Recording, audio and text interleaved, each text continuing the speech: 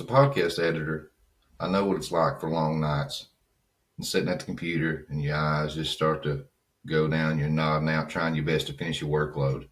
You can slam down a bunch of monsters and Red Bull and slowly kill yourself. Or you can go with God's nectar. Kevlar Joe's Coffee Company. They're a proud sponsor of the show. Check those guys out. Many times I drink me some of that Flightline Joe. Perks me up, man, gets me going without all the jitters, and helps me power through projects. So help support the show, help support a brother in Christ and a small business owner with Kevlar Joe's Coffee Company. All right, what's happening? What's up? Hold out your glass because we're about to fill it up. Welcome to the Prometheus Lens podcast, the place where the conversations are always enlightening. Now, as far as Freemasonry goes, that's a hot topic, and it's been a fascination of mine. And if it's a fascination of yours, then you've landed in the right episode, because today we have a good brother in Christ that has come forward, and he's speaking about his experiences with the Freemasons. He is a third-degree Freemason. But before we get started, just some little context for everybody before we get rolling in and I introduce our guests. But with Freemasonry, it's often claimed that Freemasonry is the oldest surviving secret society in the world, with numerous beliefs about the beginnings. It seems to point toward ancient and esoteric origins. It's been variously argued that it derives from practices of medieval stonemasons and that it dates events surrounding the construction of the Temple of Solomon, and it is connected with the ancient mystery cults. The creation of the Grand Lodge in England in 1717 is often seen as a major turning point or events of the history of Freemasonry, and the order became more visible to a wider public for the first time. George Washington, Ben Franklin, and a large majority of the founding fathers were Freemasons. In recent years, there's even been connections made with Jack the Ripper.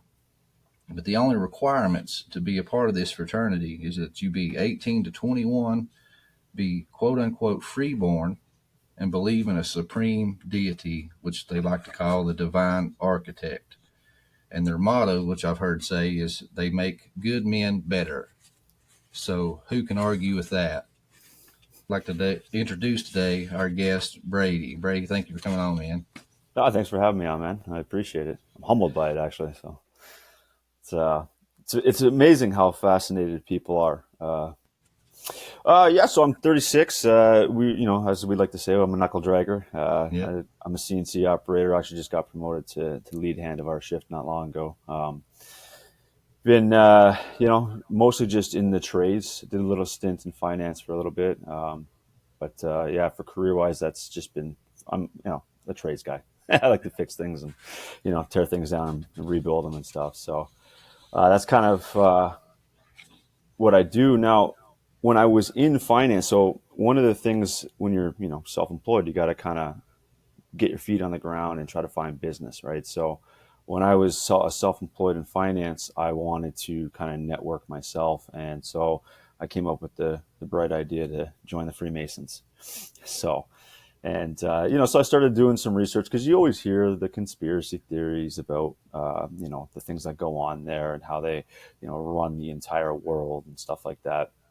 And I would say it's not 100% accurate, but it's pretty accurate. So I got in. I started researching it to figure out how to get into it, and because I was always under the impression that you had to be invited into the Freemasonry organization, which is actually not true.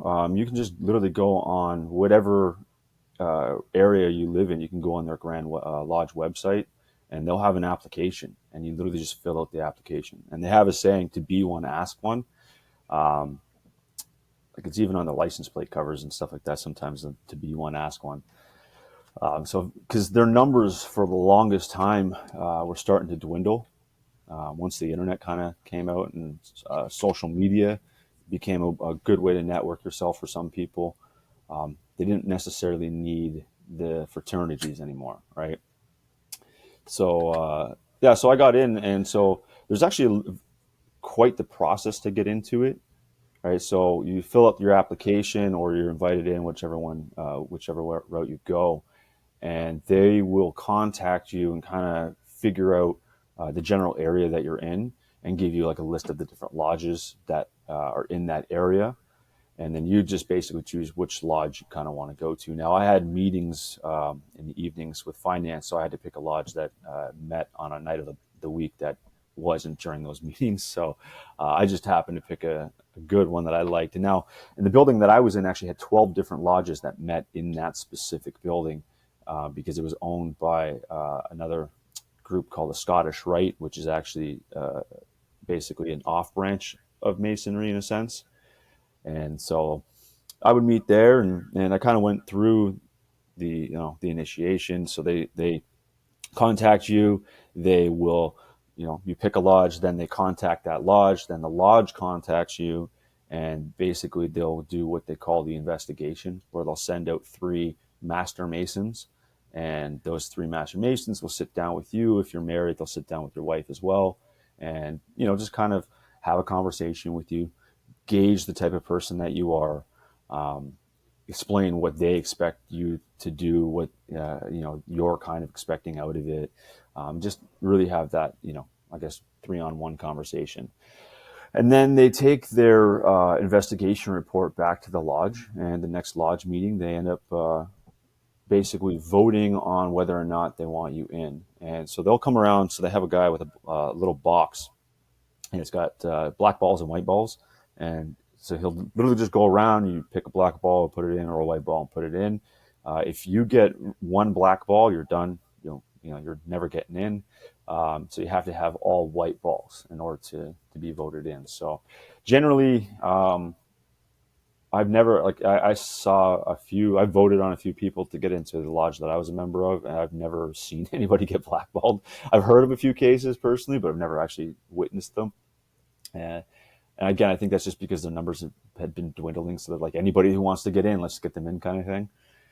And so I went through. I was in for a little bit, not too long. I wanted to. What year was this, Brady? So I started the process in 2012 was when I actually started the process of picking a lodge and getting voted on and things like that. And then I got my Master Mason's 3rd degree Master Mason in November of 2014. So it took you about 2 years to go through the process? Yeah. Which is actually quite fast, to be honest. Generally, it's a little bit longer than that. I ended up going through my first 2 degrees within the first year. But they typically, it's a year per degree. Typically anyway, but again, my lodge was we had nobody. Like we barely had enough guys to make a lodge, is what they call it. You have to have a certain amount of master masons in the lodge. And we had members, but we just didn't have people actually showing up.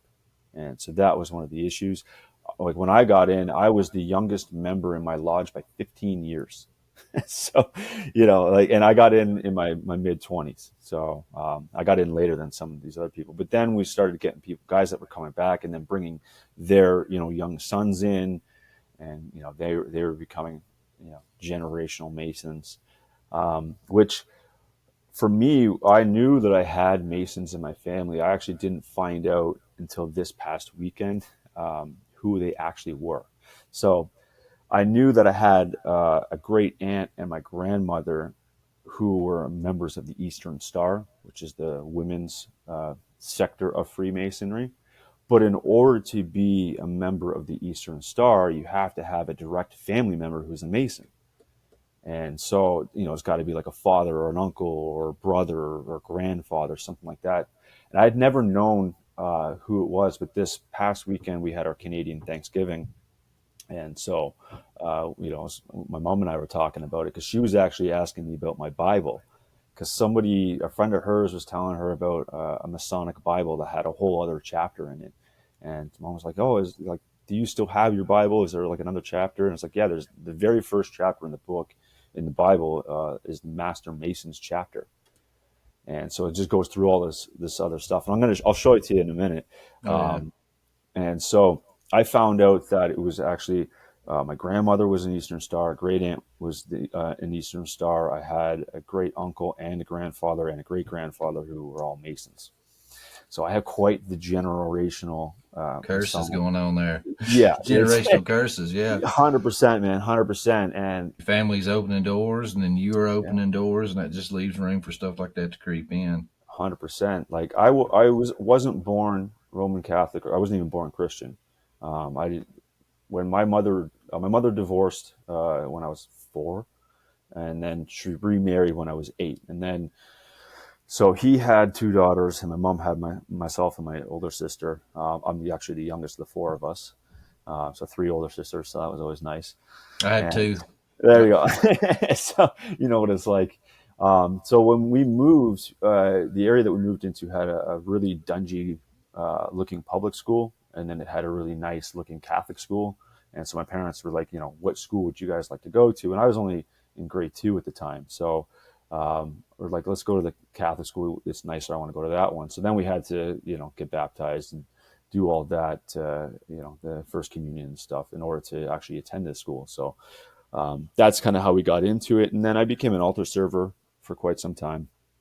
And but then by the time I hit about 12 to 13 years old, I just had a really off feeling about the church in general, especially my specific church. Like we found out a number of years ago now that the priest that was there when I was a child was actually touching boys. And so he pled guilty to that a few years back. The Catholic high school we went to, same thing. One of the teachers was a few of the teachers were molesting girls. One of them was admitted to it and pled guilty. There's a whole load of girls that came forward about it. So, so my instincts of where we were going were pretty good, pretty spot on, unfortunately. So I had this real negative outlook on religion. So I kind of went the other way. Like I met some people and went the complete opposite, dark side, I guess, and started getting into the witchcraft and, and then from there kind of into the new age once I was in my 20s and stuff. And so, yeah, we did, seances and spell casting, runes and tarot and just everything that you're not supposed to do. Yeah. So, which I think was what helped amplify, because like you already got the generational curses from all these Masons in the family, and and then as you're getting older, you're starting to do all this stuff that you're not supposed to do. You're literally you're inviting them in, you're kicking the door down for them, for this oppression and influence. Like I wasn't possessed flying, crawling up walls and stuff like that, but there's been like 2011 is kind of a blur for me. I don't really remember much of that year. Then I had mental health issues to the point that I tried jumping off a cliff in 2013. And the interesting story about that was, it was shortly after I got into Masons, and by that point I was a second degree and I'd already taken 2 heavy oaths, hand on the Bible kind of oaths. And then my mental health started to really slip. I was going through some personal issues, and I just had enough. Like I was thinking about the next, 50, 60 years of my life, and I was like, it was unbearable. The thought of it was unbearable for me. And so, like, I'm standing on this escarpment in the area that I grew up in, and which ironically was right down the street from a place called the Devil's Punch Bowl. Yeah, like I was trying to, think of everything to get me to walk back from that edge, and I just nothing could do it. And so I went to go forward, and the way I describe it is as if I had like a bungee cord attached to my back, and I was at full extension when I kind of went forward, and it just shot me back because something grabbed me and pulled me, literally physically yanked me back. Wow. And it was like, no, not like this. And it was just, at the time, I kind of chalked it up to like, because I was very reason it. Yeah, like I was very new age at that time, so it was like, oh, like my spirit guides, like they were the ones that stopped me, and now I'm like, nah, that was 100% my guardian angel coming down and pulling me back from making a very bad eternal mistake. Because that's just something like my uncle. So one of my uncles, who was one of my best friends when I was in high school, he ended up committing suicide. He did it with liquor and a handful of pills in a motel room. So that put me down a very dark road when I was in high school, because by the time I was 14, 15, I had an alcohol problem. So I was already an alcoholic by the time I was 15. And then by the time I hit 16, I was real heavy into pills and, skipping school, coming home, 5 o'clock in the morning kind of thing, sneaking out of my bedroom window and going out and partying. And then he killed himself, and that made things even worse. And then my grandma passed away about a year later, and I spiraled. I spiraled out of control. And then by the time I was 18, I almost had a heart attack because of all the drugs that I was on. I tell you, Brady, we've talked over Messenger and stuff a lot, Mm-hmm. and yeah, I think we've kind of bonded because we're both, same cloth kind of guys. But it's like when I hear your story, I know why we connect so much, because, God, man, we're so similar. But the only difference was I grew up in church from day Mm-hmm. one, and my grandparents were, praying grandparents. My mother was a praying mother, and my rebellion kicked in once I, got like 15, 16 years old. I just went full rebellion, and just like you, man, just partying, doing drugs, and even delved into, a little bit of witchcraft with some people and doing seances, trying to, just do all this rebellious stuff. And I've had many friends die in car wrecks. I've rolled cars off mountains before and walked away without a scratch, didn't have a seatbelt on. Friends overdose and die right in front of me doing the same amount of stuff that I was doing. And it was just, like you said, we can chalk it up to, or try to rationalize that, oh, it was my spirit guide, or, oh, I was just lucky. No, I mean, that was God. And it's just really cool that you're being, open and vulnerable like that, and just sharing your story with us, because I really appreciate that. That connects some dots for me. That's why we're connecting here. Well, to be honest with you, it's up until like I didn't start praying. Like, I mean, my girl and I, we just moved to where we're at now in April, end of April, early May. And like I was, we spent about a year looking for a place. And during that time, like I was making offerings to, lowercase g gods at that time. It wasn't until this past, end of February or early March that I woke up one morning and just had this unbearable need to pray, which was the first time in over 2 decades that I was like, I prayed. I woke up, it was very confusing. I to this day still can't understand it. So I was like, but it was just like this overwhelming feeling. Like, I'm like, I need to pray.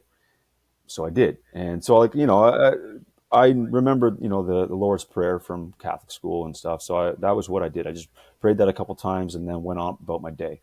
Didn't think any more of it. Then the next morning, woke up, same thing. Like, I need to pray. And so it became very confusing for me, because I'm like, why do I feel like this? And then from there, it was like, I started finding podcasts that were, because I'm big into the paranormal. I love the paranormal stuff, but I wanted something that came at it from a Christian view.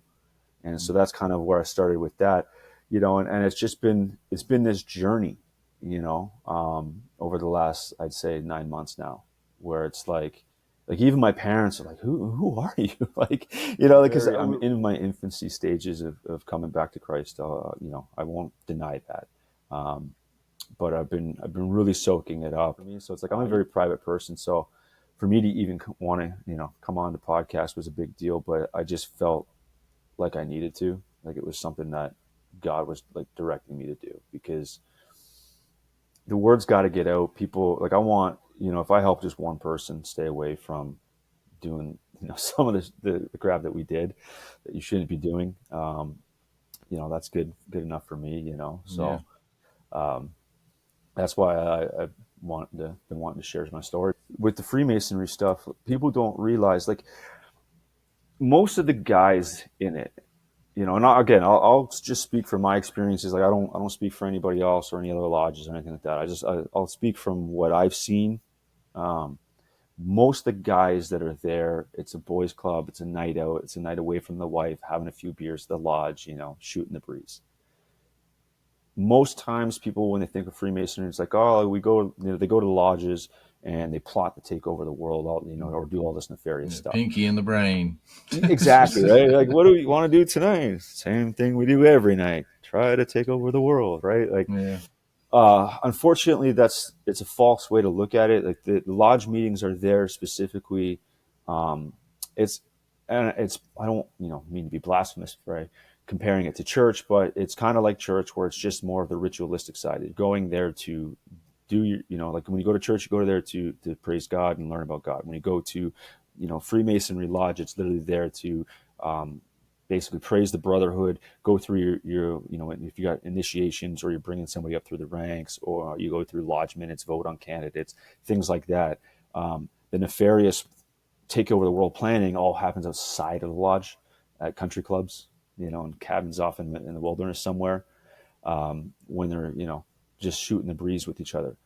The lodge is just strictly more of the rituals, right? So thankfully for me, I stayed relatively, like, I started to go through what they call going through the chairs, which is you have all the different officers throughout the lodge. Can't remember the name of them all. There's like junior deacon, junior warden, senior warden, Tyler, worshipful master. Yeah, there's so the 7. so the worshipful master, right? They're the head one. So, and then after you've been worshipful master, because they rotate the people through the chairs every year. Once a year, they'll rotate. So every year you've got a new worshipful master for that entire year. And then after you've been the worshipful master, you get the title of what they call the past master. And then you can actually, so when you, so I have one of the rings here that I had. So that's my ring there. And so depending on if you were if you haven't been a worshipful master, you wear the symbol one direction. If you are a past master, you wear the symbol a different direction. And the past master actually has their own symbol as well, to signify that they're a past master. You can get one for your car too. Like if you're a past master, you can actually put a past master symbol emblem on your car. Does that help with the law enforcement? It does. It does. So I had some lodges, I guess, will give you one. I had to buy mine. It was $10 at a Masonic store. So I was like, whatever, the money goes back to the brotherhood, right? So I was like, support local, cool. So I bought this emblem and I stuck it on the back of my car. And I specifically remember one time I was driving a little faster than I probably should have been. Not too crazy. I don't have as much of a lead foot now as I used to, but driving a little bit fast, got pulled over, and I could kind of see him as he's walking up the side of my car, or up to the side of my car, I should say, kind of do a double take at my bumper. And I know he noticed it right away. And so he pulled me over, and, he comes up and he does one of those things. It's just like, there's different phrases, right? There's different little phrases you can say. You a traveling man? You a traveling man, right? And yes, and I for some reason always get this backwards. It's west to east. For some reason, I kept saying east to west, but it's traveling west to the east, to the light, in search of light. So it's, and then then they'll ask you like, oh, what's your mother's name, and that is in reference to the name of the lodge that you came up in. So mine was Temple, right? And it's like you also give the age, which is the number. So what's your mother's name, and then you say, like in my case, it was Temple 324, right? So I'll say my mother's name is Temple, and she's 324. And if those guys ever hear me giving these secrets out, that's fine, bring it on. But yeah, so it's. Then he was just kind of like, you were going a little fast, just keep it slower, and have a good day, and walked away, and that was it. So it's one of those things where could have got a ticket, and I joke, I'm like, it was close to the end of the month, he might not have been at his quota yet, so he could have easily given me a ticket, and he didn't, just because I was part of the same org. I've never met him, like he wasn't part of my lodge, I don't know who he is, but they're everywhere. How do you it's a worldwide fraternity. Yeah. How do you control the narrative? You infiltrate every industry, right? Like Hollywood, politics, policing, the judicial system, like judges and lawyers and stuff. But then you've got the other side of the coin too, like me, like knuckle draggers, right? Like you want cheap labor done on your house. If you're a plumber, cool, right? Like we had a guy at my lodge that owned a car dealership. So guys would just buy cars off him, right? Because why not? Go get it at cost instead of retail, right? Which is one of the reasons I got into it in the first place. Is I wanted more customers for finance. The only problem for my side of things was I was competing with another guy who was in finance who was also a 33rd degree. So we kind of used to bump heads because he was very old school in his thinking when it came to investments, and I was a little bit more new school, and I was outperforming him, and it caused a little rift, which is one of the reasons I got out, among other reasons. But it is quite the boys club, and it's funny because like there's that Simpsons episode, right, with the stonecutters, and he's like, oh, here's the emblem for your car, dial this number. No, 912 is now the number, not 911, and so it's there's a lot of fact in that, where they take care of each other. There's also, I've never personally experienced it. I don't like to fly. It's very painful for my ears because of all the scar tissue on my eardrums. So I try to only travel where I could drive to. But there's the saying that you can travel the world on a penny, right?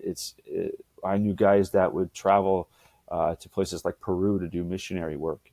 And they would literally just go down to the local lodge of whatever area in Peru that they were at and be like, go through their little initiation or investigation, to prove that they're, a Mason, upstanding, Freemason. And they'd have a place to stay for a month, somebody that would house them, feed them, take them around, and then there's like different signs of distress, they call it, which is kind of like a placement of hands. Yeah. And you could standing with your feet at a right angle in a crowd. Yep. Yeah. Well, it's all about the way you're standing, your hands, the way you move, certain phrases that you say, that the average person's not really going to pick up on. They might think that it's a little weird, but everything's weird nowadays. So if you know what you're looking for, though, you see it everywhere. So you could go to an airport and just kind of throw up. Now, they tell you never to actually use the sign of distress unless you're actually in distress, right? Like, but I've heard stories of guys where they needed to get home for whatever reason, their flight gets canceled, and they would just throw up the sign of distress in the airport, and within 5 minutes they got somebody helping them out. So you hear those types of stories, and that's, I think, where people get a little angry. It's like the average person can't do that, right? And that's where a lot of, I think, the rumors come from is like, oh, they're a secret club. Well, what's the best way to keep something secret? Hide it in plain sight. That's why you see the lodges everywhere. Like even here in Ontario, where I live, every little town and city that you drive into, they'll have like a welcome to, town, and they'll have signs with all the different clubs that have different clubhouses or whatever in that town.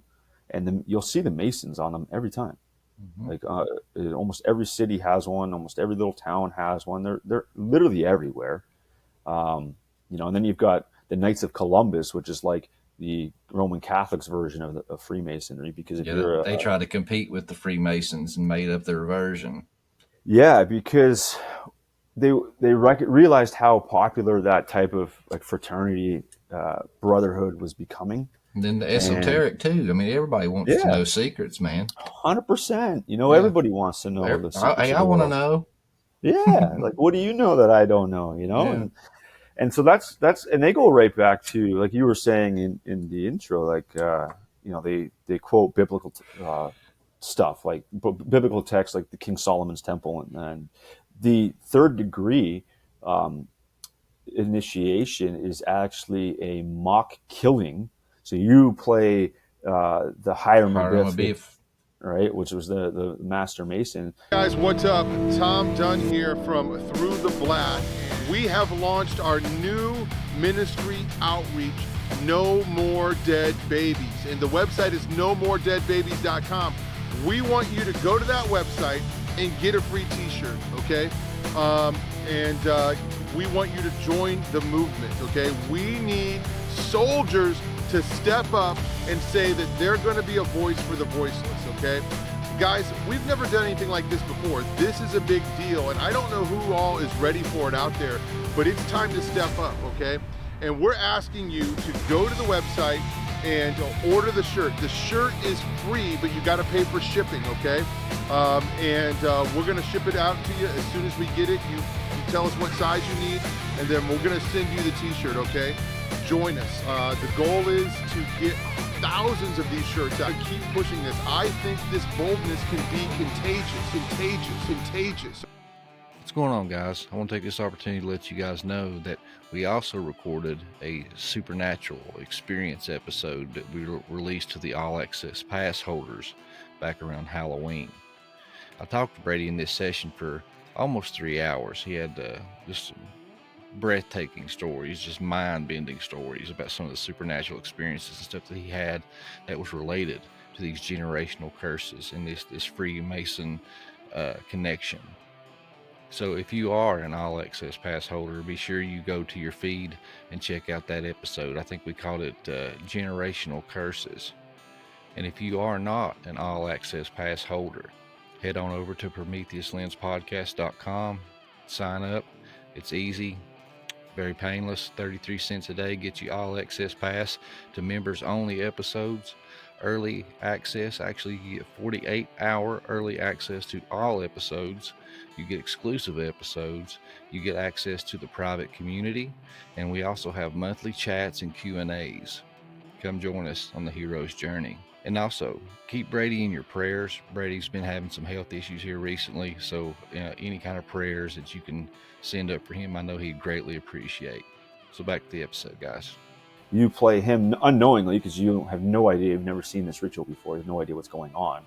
And if you're a second or a first degree Mason, when they open the lodge, so they open it in first degree, then they'll open it in second degree, then they'll open it in third degree. And if you're a second degree, you can't be in the lodge. So I've actually been to meetings where I literally had to sit in the hallway for over an hour because I was only a second degree. I wasn't allowed in the lodge.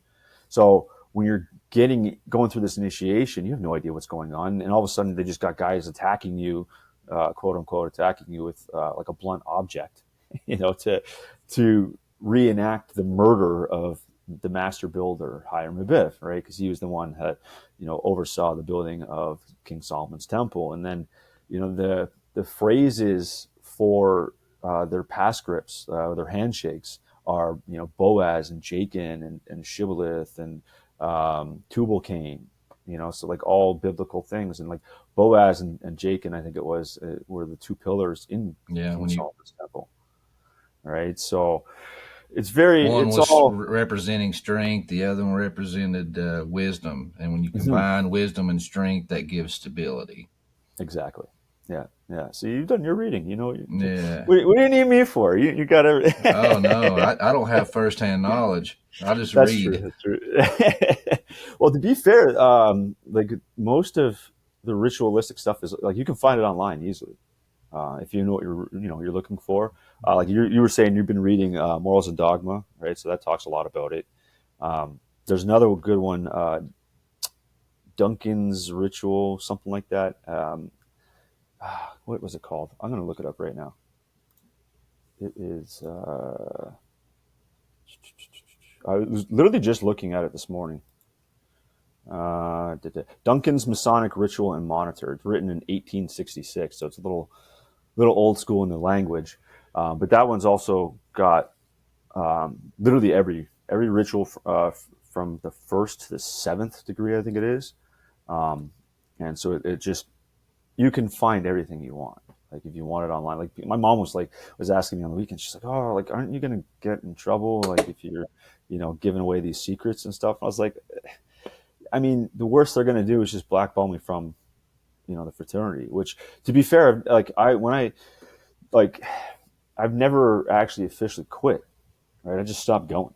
I stopped talking to them. I deleted them off my profiles and stuff like that. I changed my phone number and my contact information. I just kind of disappeared from them, and I've had contact once from somebody that I knew prior to joining, and but aside from that, like I've never had any backlash, and I think it's because back in the day, yeah, maybe like in the 1800s, before technology, if you were given these secrets, oh yeah, they probably would have done what their penalties say they're going to do, right? Like I don't know if you've have you read into the penalties yet? Yeah, they used what the three men that killed Hiram Abif when they asked each one individually if they had killed him. Each one of them said a different phrase, like "No, may my tongue be torn out and my heart be stabbed" and all this stuff. And which I'm just paraphrasing because I'm shooting off the hip here, but each one of them said some kind of horrific death. Like, no, I would rather you do this to me than I kill the Grand Master. Mm-hmm. And then they proved that they did, and they admitted it, and they used their own words against them. They punished and tortured and killed them with the words that they had spoken. Yeah, I've got the actual penalties. I can read them off to you if you want. Yeah, go ahead. Because they're quite nasty. I mean, obviously, that I don't think they'll get away with it these days, but back in the day, I could see it. So it's having my throat cut across. So this is like you saying, like, I solemnly swear that if I divulge any secrets or I do anything that I'm not supposed to do as a Mason, that you guys can do this to me as a punishment. And so under no less penalty than that of having my throat cut across, my tongue torn out by its roots, and my body buried in the rough sands of the sea at low water mark, where the tide ebbs and flows twice in 24 hours, should I ever knowingly violate this, my entered apprentice obligation. So that's number one. Number two is under no less penalty than that of having my breast torn open, my heart plucked out and placed on the highest pinnacle of the temple. Some say my heart and vitals taken from thence and thrown over my left shoulder, and so basically my heart plucked out and placed on the highest pinnacle of the temple, there to be devoured by the vultures of the air, should I ever knowingly violate my fellow craft, which is the second degree. And then the third degree is no less penalty than that of having my body severed in two, my bowels taken from thence and burned to ashes, the ashes scattered before the four winds of heaven, that no more remembrance might be had of so vile a wicked and wretch as I would be, should I ever knowingly violate this my Master Mason's obligation. Yeah. So back in the day, those were taken literally. Like if you violated any part of your obligation, that's what would happen to you. But now you never know. I mean, nowadays, they still might with the groups within the group. Like you talked about the guys smoking cigars and drinking brandy after the show. Like people disappear all the time, right? Yeah. So I've never had, since I've started talking to you about it, it's been more of a spiritual warfare than anything. Like right down to just feeling like a really heavy energy. Yeah, heavy and dread. Yeah. Yeah, like it's like, oh, it happened to me. So I got home from work. I work the afternoons, right? So my shift's actually from 4 to 2:30 a.m., but I'm starting early 1:30 in the afternoon, working to 2:30 in the morning. I get home literally between 3 and 3:15 in the morning. So the witching hour, right? Great time to be getting home at. So I came up to bed the other night when I got home from work, and it was just this heavy. I couldn't, like, it was almost like I couldn't breathe. And even my girl got home. She's like, "What's going on?" Like, cause like I couldn't sleep. I was trying so hard. I every time I would fall asleep, it was like I would wake up in a panic. And it was literally the same night that we were planning to do this, like the night that we had started, what time, when, and what day kind of thing. When we were discussing and planning for this, it was the same night. And it's like every time that I'm going to do something with a podcast, it's just something always happens. The first one, my wife, she had a blowout on the highway going into work the morning of. So it's like I got no sleep for the first podcast that I was on. Second podcast, the same thing. I can't remember what it was, but something ended up happening. I don't think my headphones, my headsets weren't working properly. They couldn't hear me at first. It was like just weird, all weird stuff always happens around the time that I'm going to be speaking about stuff. So Yeah, it's just spiritual warfare, which I was going to 100%. address the 3 degrees and kind of the rituals. So, but you started with the third one, and basically how you said they were reenacting the murder of Hiram Abif, and they come at you and they pretend, to kill you, and it says that they knock them to the ground and like you are dead, and they your brothers pick you up, and basically it's like a resurrection, Yeah. like it's a rebirth of the new man. So that's the final ritual. But to lead up to that, like the first one, the very first initiation is give me just one second. The rite of destitution. Could you describe that for us? The whole. Did they do the whole open-breasted shirt, pant Yep. rolled up? Describe that and that experience. So when you first get there, you basically kind of meet some of the guys, and they'll have one of the members is designated to walk you around and be by your side through the entire initiation. So they'll take you into this little room, like a little closet almost, and in there you get changed because you got to wear a suit when you go to the lodge, right? Like that's their dress code is you got to wear a suit, and so. You're there in a suit, and then all of a sudden they take you into this closet room, and they're like, okay, you got to change into these. Basically, they look like pajamas. Mm-hmm. So they almost remind me of the way I describe it is like in the movie The Patriot with long johns, the white long johns.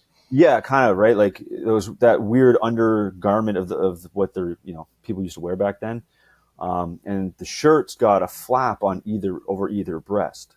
And so the reason for that is in one degree it's the left breast, and the other degree it's the right breast. And then so depending on which degree, so the first degree I believe it was like the left pant leg rolled up, left breast open. You're literally blindfolded or hoodwinked depending on which lodge you go to. We used a blindfold at our lodge. Some lodges will literally put a hood over your head. And then you have a tow rope.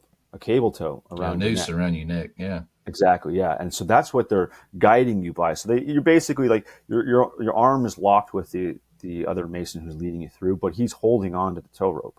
And then they start the ritual. So you're outside of the actual lodge room, and the building that I went to was massive. It had 3 different lodge rooms in it, of all different sizes.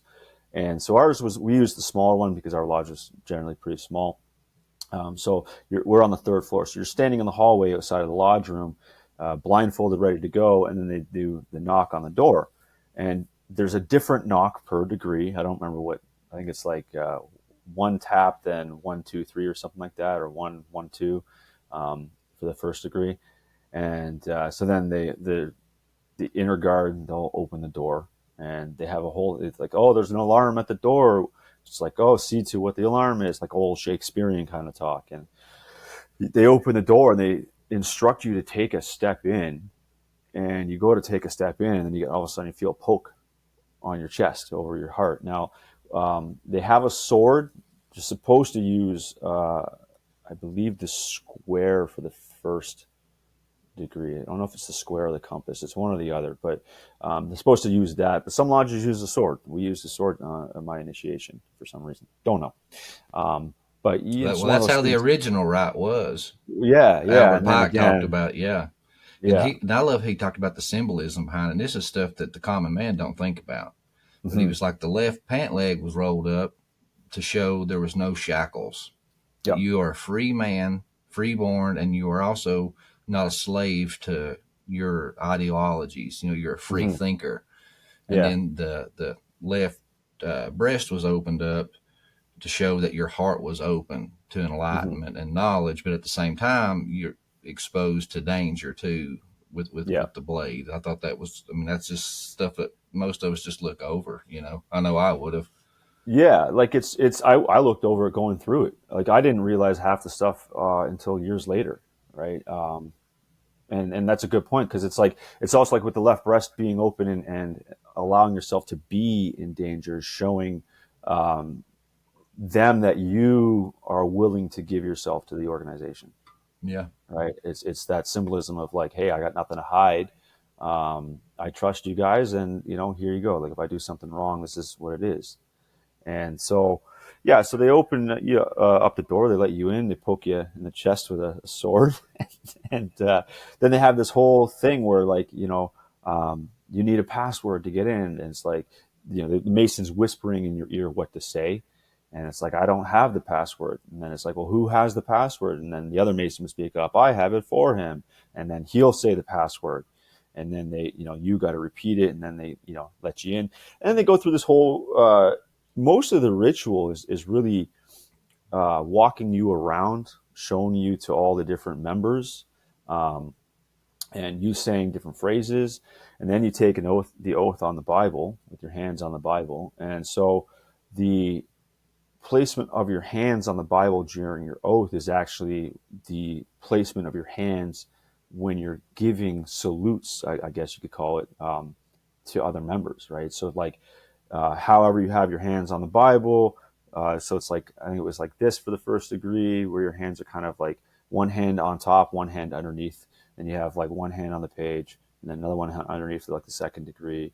And then you also have like, alluding to the penalties, like a salute's also kind of like for the first degree, because like they talk about cutting your throat across. So like that's actually almost like the salute. Like literally when you're talking to the worshipful master, before you do, you got to like salute.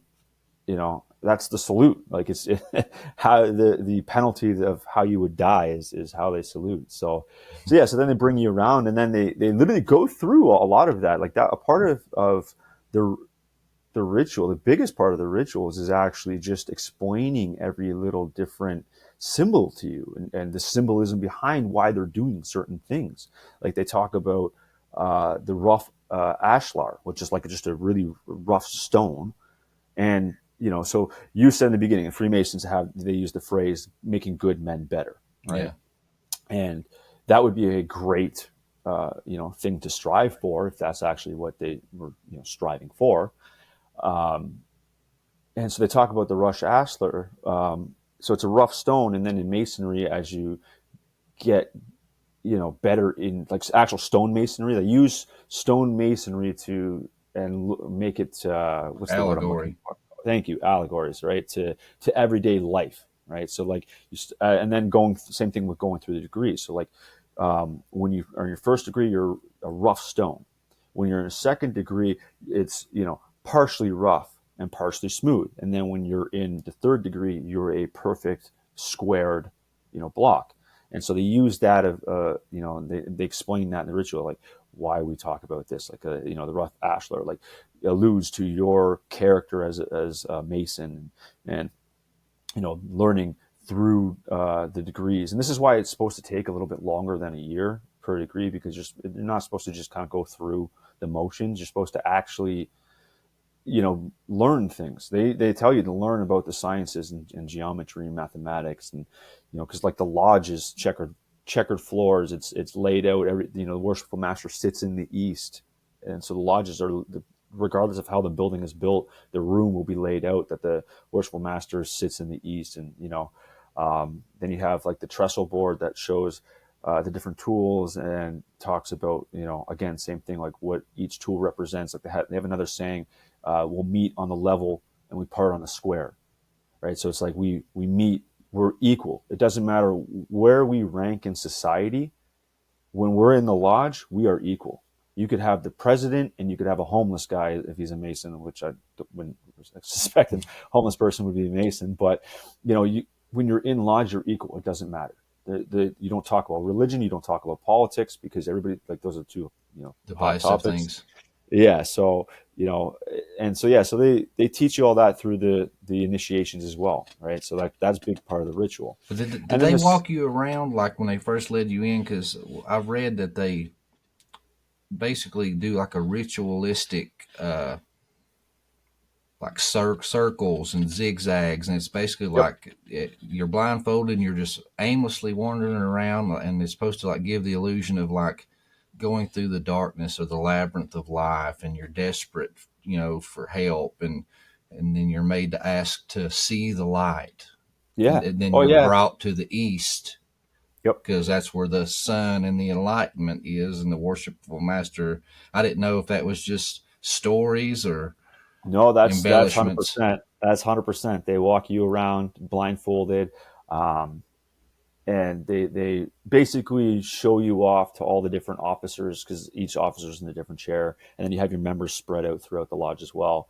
And they're walking you around, three times, showing you to everybody, and at the same time, you're stopping at somebody and describing like something's happening, and then they get to a point where it's like, what are you in search of? Is one of the questions, and it's like, I'm in search of light. And then they take the blindfold off as if you've been brought into the light, is the symbolism behind it. And it's very blasphemous. They try to pretend like they're God in a sense, like they're bringing, and they say like that Masonry is the only true way, is to like through Hiram Abiff and his principles as a Freemason is the only way to see, to come into enlightenment, is through Hiram Abiff. And I'm like, nah. And even the spiritual warfare that's behind it, because if you look, in war, you have ground rules of engagement, women and children off limits, churches off limits, things like that. Well, the spiritual realm is no different. If you look in its common themes in your ancient texts, your movies today, look at the vampire movies and stuff. The vampire has to be invited in, right? It can't just come in and just do whatever it wants to do. So, and the same thing if you look at Jesus Christ. He can't just come into your heart. You have to ask him to come in, and that's basically kind of like that's what it reminded me of, because it's like you're wandering through the dark and you're lost, and you have to request the light, and it's kind of like an invitation to that other realm. I mean, it's just kind of, when I read that, that's what it reminded me of. Well, yeah, they talk about contracts, right? Yeah. How like for like a demon to, or and I hate saying that everything's demonic, because it's not everything like. But in my experience, it's when you see enough weird, dark stuff, it's hard to not make that judgment that everything's just nefarious or demonic or fallen angel or something like that. It's really hard for me to not make that distinction. So I try not to. I try to look at it with a little bit more of an open mind than everything is, that goes wrong is demonic. But yeah, you get contracts, man. When you really, like, you use the Ouija board, you're literally giving them a contract to screw with you, and then you take these oaths, which you think are, good, but it's your hand on the Bible, taking an oath to an organization that you're never going to divulge your secrets, and if you do, they can murder and torture you, and and it's like you're really just opening yourself up to these dark forces being able to do whatever they want. And then from there, everything that I've read over the last little while in literature about generational curses and stuff, it's like with my family line and having so many Masons and Eastern Star members, even my stepdad, Dave, who my mom remarried when I was 8, even he was a member of a group called the Mole, right, which is like the youth group for Masons. So I got so much of this generational curses, or even just ties to Masonic Freemasonry. So it's like, it starts to make sense when you start to piece things together. And like I said, like if you look into the darkness, it'll stare back, because they want you to look at them. Yeah. You start to see it everywhere. And you start to see people change when they start to look into the darkness. And it can send you down some deep depression, because they want you. They want to take you, right? Like they want you to take your own life, because then they own you for eternity. So yeah, it's weird with the symbolism. Yeah, and it's just ancient too. I mean, like, because as you look back through the histories, you see these same rituals Yeah. throughout many cultures, many religions and cults and stuff like that. Like the whole wandering blindfolded, or in the dark. That's what the priests would do at the temple of Asclepius. Hmm. Asclepius, when you look at the EMS trucks today, you got this staff with a serpent Yeah. twisting around it. Well, that's Asclepius. And Mm-hmm. people would go with their infirmities to these places. And if they decided to heal you, they'd give you this, poisonous mushroom or whatever drink to make you hallucinate. Then they'd lead you down into labyrinths underneath the temple. And you would have to wander lost until you finally passed out of sleep, and it was loaded with snakes. And the Mm. snakes would reportedly crawl over you, and then they would heal you. And then you look at uh, the cult of Mithras, which he was a sun deity too, a Yeah. rising and resurrecting sun god. Yeah. They would do their initiation rites in caves in the darkness, Yeah. and you'd be led around through 7 stages, and it was to symbolize the 7 spheres, which were the planets, because they thought that when you died, you had to journey through these sacred spheres one at a time, and each time being bestowed a gift until you reach the 7th heaven. And that's where the judgment is. And if you, as you used earlier, if you're not blackballed, you get to stay. But if Mm. you're blackballed, then boom, reincarnation. You got to go back and start over again. Do not pass go. Yeah. Do not collect $200. Yeah, reincarnation is an interesting idea, actually. Yeah. I don't know how I feel about that as a belief system. I used to kind of think that it would be a cool idea, but then I'm like, life sometimes is so hard that it's like, I don't know if I'd even want to come back if I had the choice. Especially the way this world's been going. So, Yeah. but yeah, like even like they don't talk about it much in Freemasonry, but you could basically be any religion and get in. Right, like you can request to have, if you're Muslim, you could have the Quran instead of the Bible. If you're Jewish, you can have the Torah instead of the Bible. They You refer to just that have the to. sacred law, right? Yeah, like Because they call it it's the three great lights when you approach the worshipful master. It was sacred law, the square and compass, and yeah, number 1, I think. yeah, and yeah. So you can basically, the way they do it too. The reason they do that is you just have to believe in a supreme being. It doesn't matter what name you give your God. You can be any, basically anything except for Satanism, I believe it is. But which is funny because from my end, like again, so I stopped at the 3rd degree. I started the process of getting in because you have different sectors. You've got Scottish Rite, which actually goes up to the 33rd degree. Then there's 2 different 33rd degrees. There's an honorary 33rd, and then there's an active 33rd. And so my lodge had a lot of 33rds, 32nds, because again, most of my lodge, the guys were in the 60s at that point, 60s and 70s. So some guys were even in their 90s in some of the lodges, because they would travel from their lodge to my lodge because they had friends in my lodge, and so they're trying to keep it alive. And but so I was going to go into the Scottish Rite. The York Rite is actually where the Knights Templar are. That's not sure, can't remember what actual Shriners. degrees they are.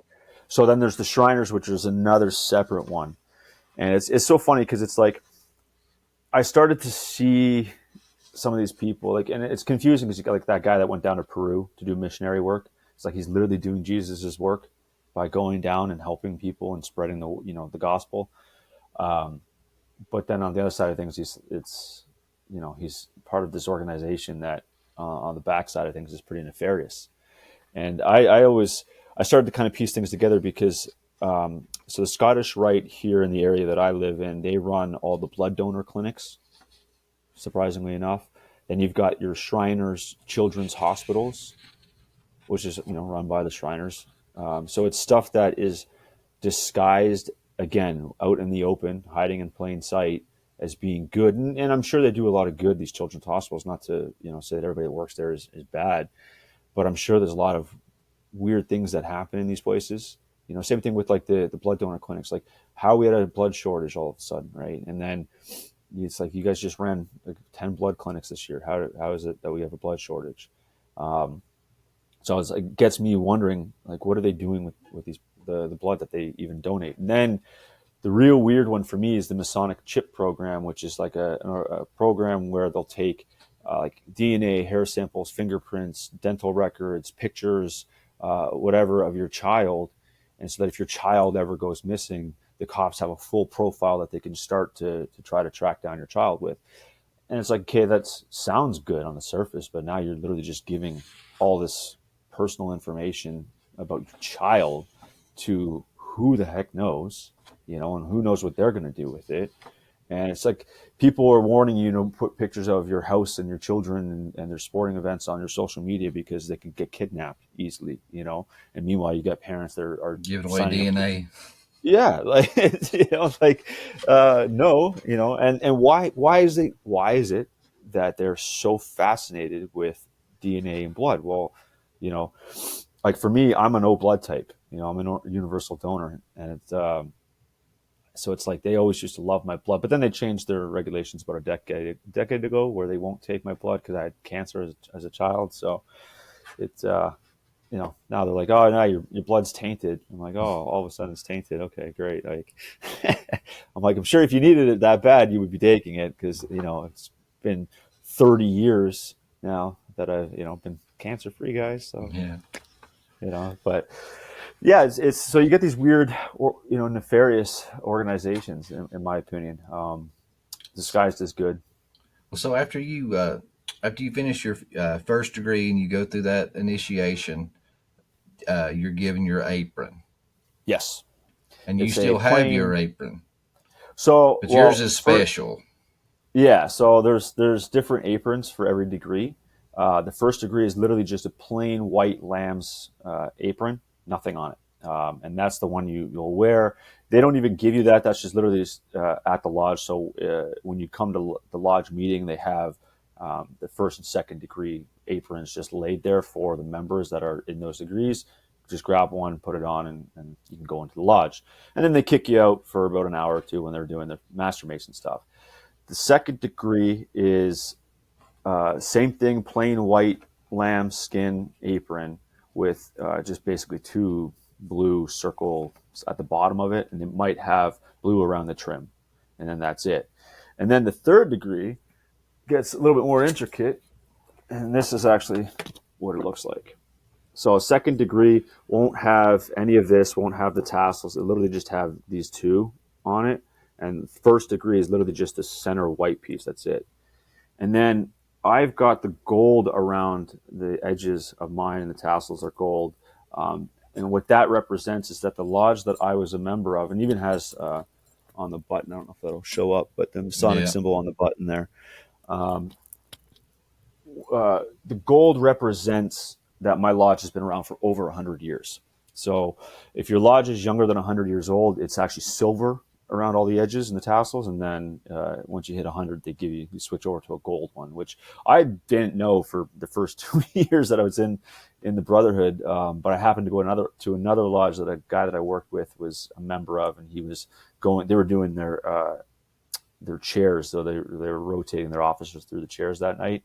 And he was becoming an officer, so I went to go support him.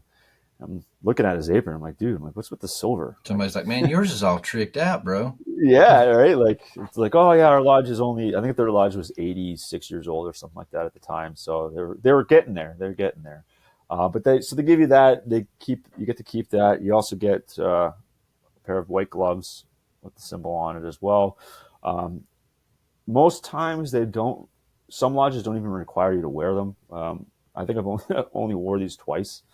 And then the real cool, interesting, blasphemous thing that they give you is a Master Mason's Holy Bible. So Master Mason's edition on it. And so the whole first chapter is actually just literally the Master Mason's chapter. It talks about everything Master Mason talks about, like the different degrees. And so when I was on the Silver Pill podcast, I just happened to open the page and look, and the first word I saw was Illuminati. And then when I was on the That's So Fringy podcast, I couldn't find it. So I made a note that this one, I wanted to actually get it just to prove my point that see if I can get it on camera. I don't know, but it literally says Illuminati in there, and it talks about Illuminati. And so, it says, like, this is questions and answers. Like, what's the Illuminati? What does it signify? And the answer is the enlightened. That's literally what their description of the Illuminati is the enlightened ones. And I'm like, oh, okay, well, that's very vague, poor explanation of it, right? But yeah, so you have a whole other chapter. You get this Bible, and again, you could, if you're Muslim, they would have probably a Quran version for you. So those are the things that give you. And then I paid for the emblem for my car myself. The ring, that was a gift to me.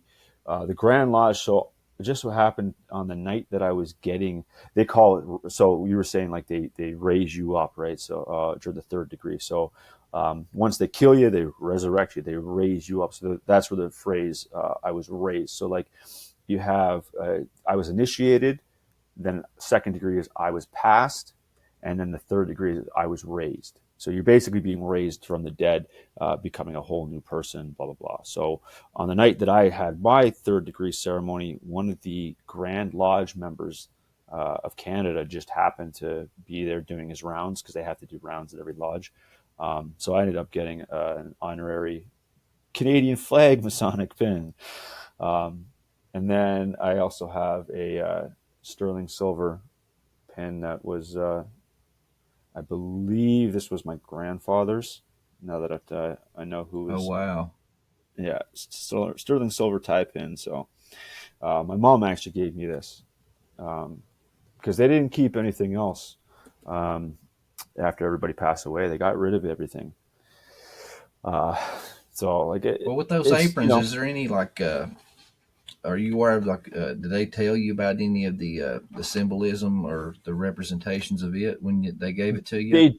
They do. I can't remember offhand. I have, so in this book, this black book here, it's pretty thick, but it's all the different rituals. Okay. The only challenge with it is that, if you can see, everything's in dashes and acronyms. Oh, okay. It's coded. So it's coded. So if you don't remember it, it's hard to really, like, this does nothing for you. Like, this is what they give you to learn the different parts of the ceremonies and the rituals.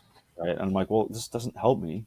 Like, as a new person, I'm like, what am I supposed to do with this? Like, I don't know what half of this means. So I had a buddy who referred me to a website. He also had handwritten notes, which is technically against your oath. You're not supposed to write anything down, carve it in a stone, nothing. Like, it's, that's part of the obligations, that you're not going to do any of that stuff.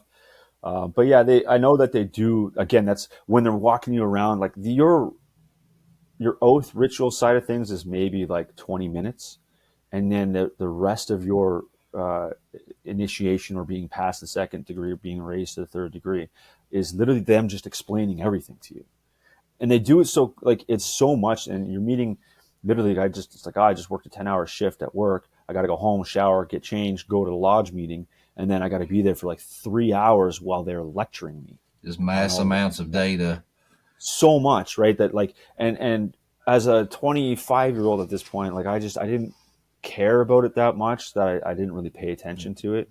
You was trying to make business connections. Yeah, like, I was just trying, like, I was there mainly for the boys club, right? Like, I didn't care to get lectured. Like, that was one of the reasons I hated church so much, was getting lectured, So it, to me, like, I almost kind of, like, it was very similar in that stance. Like, there was a lot of sit and stand. There was no kneeling, but there was a lot of sitting and standing, sitting and standing, and and saying different phrases and stuff like that. And it really reminded me of church in that sense. So, but they do have like a whole lectures. Like, then like here, I just opened a page that right to the beginning says the work, and it's like, you are encouraged. You are to encourage industry and reward merit, supply the wants and relieve the necessities of brethren and fellows to the utmost of your power and ability, and on no account wrong them or see them wrong, but apprise them of approaching danger, and view their interests as inseparable from your own. Such is the nature of your engagements as craftsmen, and these duties you are now bound by the most sacred ties to observe. And then it's like, you will now take your seat for the evening to the right of the worshipful master and the left of all the senior brethren present. So it's like, and then they literally go through like more raised, like they talk about, the same thing, like what's the compass allude to, what's the square allude to, what's Jacob's ladder, because they talk about Jacob's ladder in Masonry. That's too. in the second I believe second so, yeah. degree, because I was about to ask, because I know the second degree I read in Albert Pike's book said that there was a winding staircase with 7 steps, and that when you take the initiation of the second degree, you are led and you ascend up this winding staircase of 7 steps, which again goes back to, the 7 sacred sciences, the 7 planetary spheres of Mithra. You're ascending, Yep. and once you get there, you get the reward, or the wages. That's the word. You get the wages of your work, which is corn, wine, and oil.